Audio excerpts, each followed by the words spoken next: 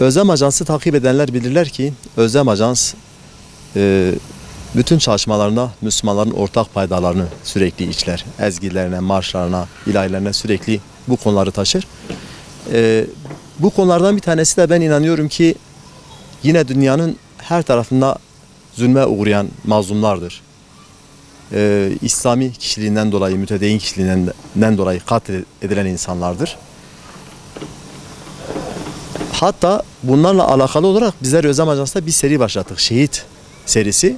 Ve şu an şehit serisi 1'den başlayaraktan 15'e kadar gelmiş oldu. Geçen hafta içerisinde de şehit 15'i piyasaya hayırlısıyla sürdük inşallah, sunduk izleyenlerimize. İnşallah izleyenlerimiz de beğenirler. Dinledikten sonra umuyorum ki bana hak vereceklerdir. Çok hani içinde hazin hikayeler var. Yani mesela bir şehit Hatice Buluş, bir bayan, sürekli sadece çarşaflı olduğu için, mütedeyyin bir aile oldukları için eşiyle beraber çalıştırdıkları iş yerinin önünde saldırıya uğruyor ve şehit oluyor. Yine şehit Cevdet Soysal tam bir trajedi zaten. Batman ilimizde ama 2000 öncesi 90'lı yıllarda bugün FETÖ diye tabir edilen güçler tarafından kaçırılıyor ve halen de cesedi bulunamadı. Çocukları her yerde aradılar. Haberlere falan konuldu, bu izleyenler bilirler. 13 yaşında çocuk var mesela, Fırat. Sonra sofrada çocuklarla beraber yemek yerken çocukların gözü önünde katledilen şehit Ethem var. Vesaire, hepsine girmeyelim, belki uzar. İnşallah izleyenlerimiz kaseti alıp dinledikleri zaman hepsine vakıf olurlar. Biz elimizden geldiğince bu insanlar hani mütedeyyin kişilikleriyle, dindarlıklarıyla, mücadeleleriyle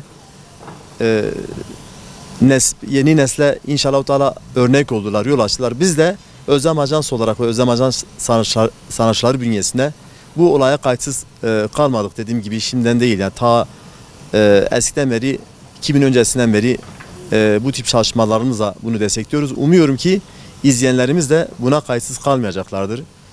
Ki çok vefalı bir dinleyici kitlemiz var, çalışmalarımızı sahipleniyorlar.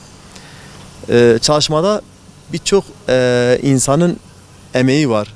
Burada başta söz yazarlarımız, sonra Özlem Ajans'ın sanatçıları olsun, herhangi bir maddi çıkar beklemeden çalışmaya katkı sundular.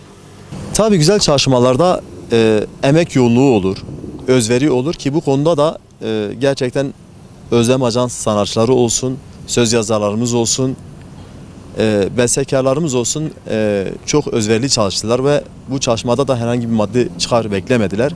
Neticesinde inşallah, hani ben burada övmem çok doğru olmaz ama izleyenler dinledikleri zaman inanıyorum ki beğenecekleri bir iş ortaya çıkmıştır. Bu vesileyle emeği geçen herkese, aranjöründen, sanatçısından, söz yazarından, bestekarına, herkese buradan çok teşekkür ediyorum. İlke Haber Ajansı'na da bu tip çalışmalara kayıtsız kalmadığı için, sesimizi medyada duyurulmasına vesile olduğu için kendilerine de sizin vesilenizle çok teşekkür ediyorum efendim.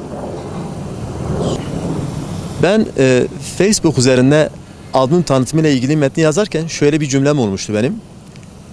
Kalitesini ve karizmasını konu edindiği İslam ve Kur'an hizmetkarı insanların yaşanmış gerçek hikayesinden alan albüm olarak, uzun bir cümle oldu ama öyle özetlemiştim. Tabii ki biz bu çalışmayı sadece işte estetik bir güzellik olsun diye, sadece insanlar dinlerken güzel bir şey, güzel melodiler dinlesinler diye yapmıyoruz. İçerisinde dediğim gibi canını İslam için, Kur'an için feda etmiş insanlar var. Amacımız bu insanları yeni neslimizin bilincine nakşetmek, kendi iç dünyamızda o ezgiler vesilesiyle onları sürekli diri tutmak ve onların davasına sahip çıkmaktır tabii ki.